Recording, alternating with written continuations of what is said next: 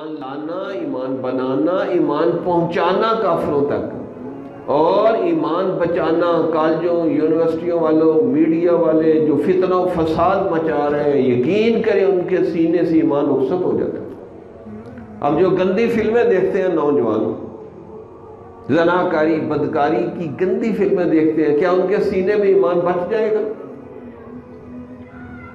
تو ہمارے ہی بیٹے ہیں نا، ہمیں کیوں غم نہیں ہے ان کا، فکر کیوں نہیں ہے کہ ہم ان کو گناہوں سے روکیں، ان کی نگرانی کریں، ان کو کسی اچھی کام میں لگائیں، دعوت و تبلیغ کے کام میں لگا دیں۔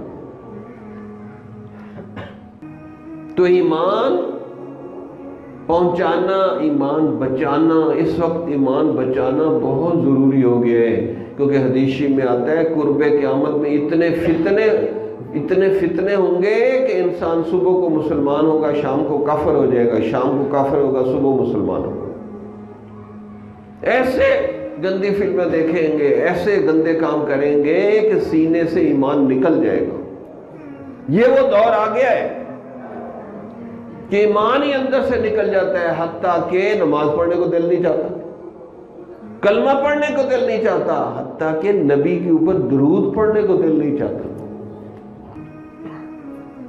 کتنے لوگ کئی دن گزر جاتے ہیں، قرآن کی تلاوت نہیں ہے، درود شریف نہیں ہے، حتیٰ کہ استغفار کرنے کو بھی دل نہیں چاہتا۔ اب یہ روحانی بیمار ہیں، ان کو کسی اللہ والے کی صحبت میں جانا چاہیے، کسی اچھی صحبت میں جائیں گے تب اس کو توفیق ملے گی۔